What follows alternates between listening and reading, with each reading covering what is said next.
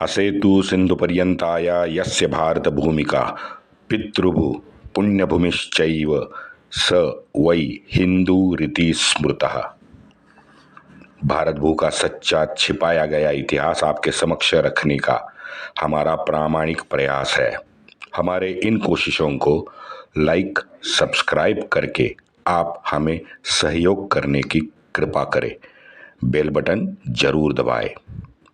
आज तक हमने इतिहास में ईसा पूर्व 326 से 1857 का कुछ अनदेखा अनसुना जो इतिहास है वो उजागर करने की कोशिश की है।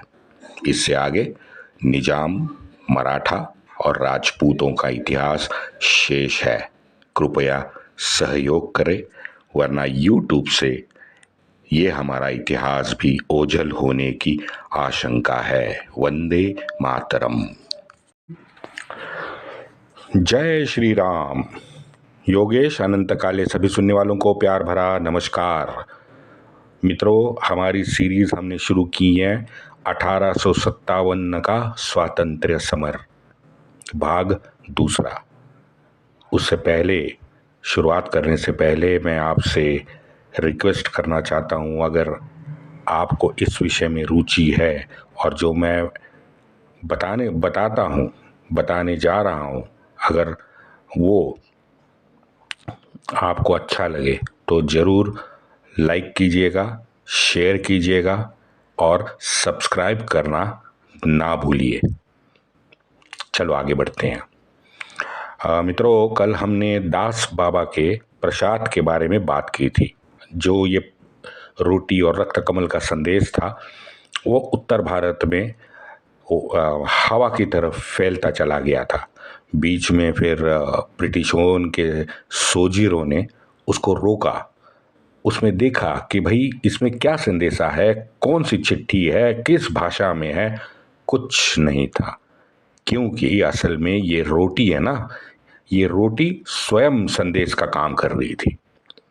31 मई 1857 की तारीख हमारे नेतागणों ने निश्चित कर दी थी। इसी दिन पूरे भारतवर्ष में एक साथ स्वतंत्रता संग्राम छेड़ने का ऐलान कर दिया था। लेकिन मीरत में थोड़ी गड़बड़ हो गई। अब मीरत में क्या गड़बड़ हो गई, उसे थोड़ा सा उसके बारे में विस्तृत जानकारी आपको बताना मेरे लिए ज़रूरी है। वैसे तो हमने पाठ्य पुस्तकों में पढ़ा है, कई सीरीज निकली हैं, कई लेख हैं, फिर भी आपको थोड़ी से उसकी विस्तृत जानकारी मैं आपको देना जरूरी समझता हूँ। हुआ यूं, 31 मई तारीख डिक्लेयर की थी। उससे पहले 29 मार्च को मंगल पांडे ने पहली बार अपनी नाराजगी जाहिर की थी। ये तो हमने पाठ्य पुस्तक में पढ़ा है। अब एक उसके बराक में एक वाकया हुआ था। हुआ यूं कि एक सैनिक अपने बराकी में लेटा हुआ था। अब दूसरा टिमटिमाता हुआ कहीं बाहर से आ गया।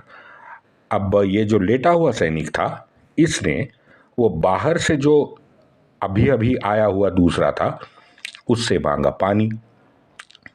अब पता नहीं वो किस अकड़ में था या मानसिक वो क्रोधित था, पता नहीं क्या था, लेकिन उसने तुरंत कुछ कह के पानी का लोटा उस लेटे हुए सैनिक को देने से इनकार किया।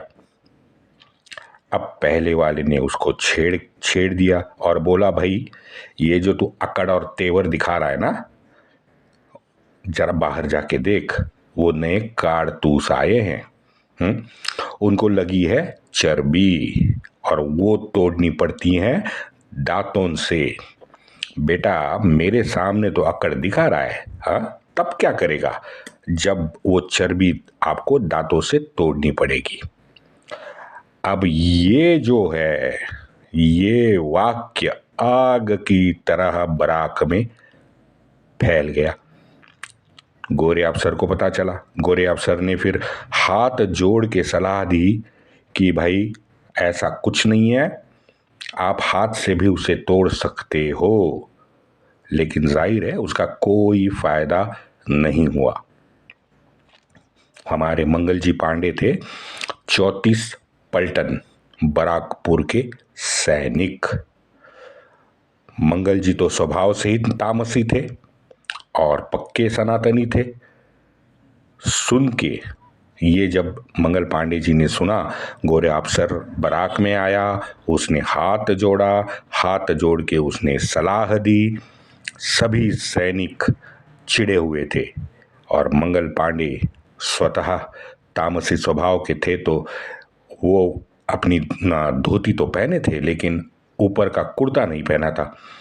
लेकिन इतने क्रोधित हो गए कि वो धोती लपेट के ही बाहर आ गए। बाहर उनको दिखा लेफ्टिनेंट बॉ ने भी उन्हें देखा, तो वो उसे पकड़ने की मनीषा से बॉ आगे बढ़ा।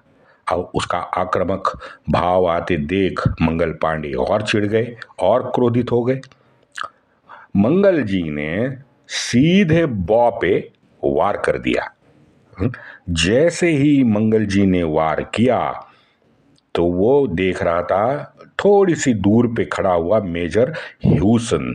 अब वो बॉ के ऊपर मंगल जी ने वार किया, तुरंत भाग दौड़ा चला आया मेजर ह्यूसन। अब जब ह्यूसन सामने आया तो मंगल जी ने ह्यूसन के माथे पे अपना राइफल का दस्ता जो था वो जोरदार तरीके से उनके ऊपर मारा। ब्यो और मेजर ह्यूसन दोनों जमीन पे लेट के, क्योंकि प्रहार इतना जबरदस्त था कि उनको कोई मौका ही नहीं मिला, दोनों ही वहीं जमीन पे मर गए। वहां पे ये सब देख रहा था एक हमारा मोमिन सैनिक। मोमिन सैनिक का नाम ही था शेख पलटू। अब इसके बारे में मुझे भी थोड़ा ऐसा लगता है कि ये पहले तो शेख होगा और बाद में इस घटना के बाद में उसका नाम पलटू रख दिया होगा, क्योंकि ये मोमिन सैनिक था शेख पलटू। तो वो शेख पलटू था तो वो अपने जात पे गया, इस्लाम नबी के सुन्नत पे चलने वाला मोमिन शेख पलटू। शेख पलटू ने मंगल पांडे को अचानक पीछे से जाके वार कर दिया। अब व्हीलर ने सैनिकों को यहां आदेश दिया था कि पांडे जी को पकड़ के लाया जाए, क्योंकि ये जो मैं बता रहा हूं इसमें कम से कम आधा घंटा निकल चुका था जब बॉ और मेजर जॉनसन मर गए थे। अब उसके बाद तो बराकी में हल्ला होना स्वाभाविक था। भगदड़ मच गई। तो भगदड़ी में फिर शेख पलटू ने मंगल जी पे हमला किया और ये वहाँ यहीं बराक में हो रहा था। तो वहाँ ग्राउंड पे व्हीलर ने क्या किया, व्हीलर ने सैनिकों को आदेश दिया कि जाओ मंगल पांडे जी को पकड़ के लाओ। अब वहाँ पे और एक कांड हो गया। व्हीलर के मुंह के सामने सैनिकों ने मंगल जी पांडे को पकड़ने से इनकार कर दिया। कारण क्या बताया? कारण बड़ा सुंदर बताया। सभी घबराए गए जितने भी सैनिक थे उन्होंने कारण मित्रों दिया कि मंगल पांडे के शरीर में देव माता ने प्रवेश किया है, तो इस क्रोधित परम शक्ति आद्य शक्ति को हम पकड़ नहीं सकते। लेकिन मैंने जैसे पहले कहा पलटू शेख ने तो उसे पहले ही जकड़ लिया था। इतने में सैनिकों ने फिर पलटू शेख मोमिन पे पथराव शुरू किया। जूते पत्थर खा के पलटू शेख मंगल पांडे को छोड़ के वहां से ग्राउंड से भाग गया और ये सब देख के मंगल पांडे ने स्वयं को गोली मार दी। लेकिन ये गोली सौभाग्य से चली नहीं, सिर्फ अग्नि की ज्वालाएं बैरल से बाहर आके मंगल पांडे के शरीर को उसने थोड़ा सा जला दिया, बस। छाती से मुंह तक मंगल जी का जो शरीर था वो पूरी तरह से इस आग से जल गया। इस आग से गोली तो नहीं निकली, सिर्फ आग फैल गई, जो बैरल से निकलती है वो आग फैल गई, और उससे फिर मंगल जी का, जैसे मैंने बताया, छाती से मुंह तक का शरीर पूरी तरह से जल गया। इस घटना के बाद तुरंत मंगल पांडे नीचे गिर गए। इसके बाद उन्हें अस्पताल भेजा गया। उसके बाद उन पर कोर्ट मार्शल करके उनको फांसी की सजा सुनाई गई। 8 अप्रैल 1857 को हमारे महान स्वातंत्र सेनानी मंगल जी पांडे को फांसी दे दी गई, और इस तरह से हमारे पहले स्वतंत्र युद्ध का पहला हुतात्मा बना मंगल जी पांडे। ये तो मानना पड़ेगा मित्रों कि इसके बाद, ये फांसी के बाद भी मंगल पांडे की जो दहशत थी वो गोरों के मन में बैठ गई थी। कहीं छोटी छुटपुट की घटना अगर हुई तो गोरा कहता था, देखो और एक मंगल पांडे कहीं पैदा तो नहीं हुआ है। वो 31 मई की घटना तो हमारा स्कूल में हम पढ़ते ही हैं कि भाई मीरत के घुड़सवार पलटन के 90 सैनिकों से 85 ने कारतूस चबाने से इनकार कर दिया। सिर्फ 5 उनमें से मोमिन थे जिन्होंने हाँ कह दी थी। अब इन 85 सैनिकों का कोर्ट मार्शल तुरंत लागू हो गया। क्यों हो गया? क्योंकि मंगल जी पांडे की जो घटना है वो घटना ब्रिटिशों के मन में ताजी थी। उनको डर था कि कहीं ये अगर इसने अगर आग का काम किया मंगल पांडे जी की घटना को, तो वो तो फिर हमारे हाथ से पूरा मीरत निकल ही जाएगा। हाँ, इसलिए जैसे 85 जो सैनिक थे उन्होंने कारतूस चबाने से इनकार किया, उन पे कोर्ट मार्शल लगाया गया। पहले उनको ग्राउंड में बुलाया गया, उनको नंगा किया गया, उनको जंजीरों से जकड़ा गया और बंदी बना के उनको जेल में डाल दिया।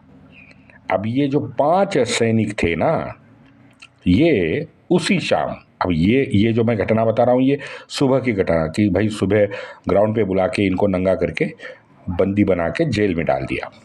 ये जो बचे हुए 5 है ना नालायक, ये अपने कुछ अन्य सैनिकों के साथ उस दिन बाजार में गए थे।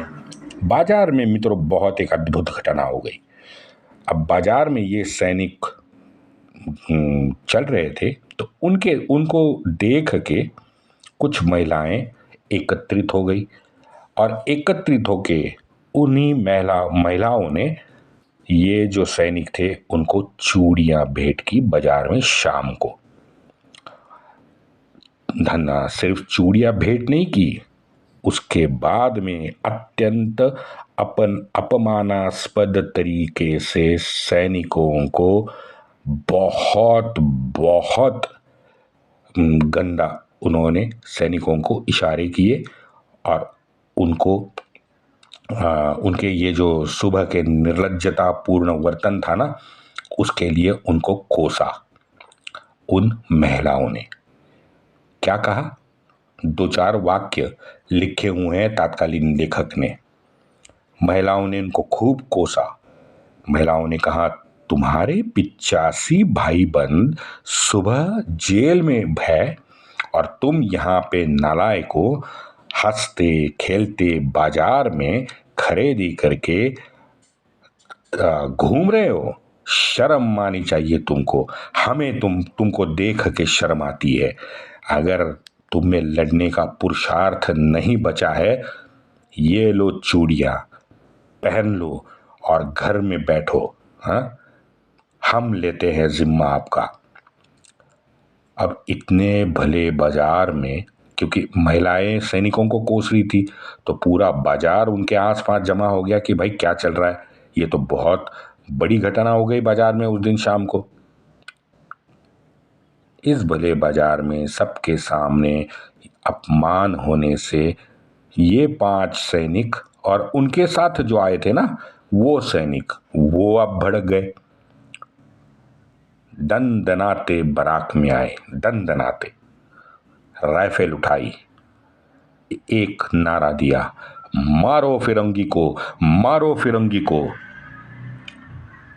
यही नारा देकर वो बाहर शहर में चले गए। जहां गोरा दिखा वहां उसे अब ये लोग मारने काटने लगे। और जैसे जैसे ये आगे बढ़ते गए उनके साथ और 15-20 की टोली उनके साथ आ गई। सब मिलके गोरे को ढूंढ ढूंढ के मारने लगे। मित्रों, ये है हमारे भारतीय नारी शक्ति की धमक, ये है उनका मोटिवेशन।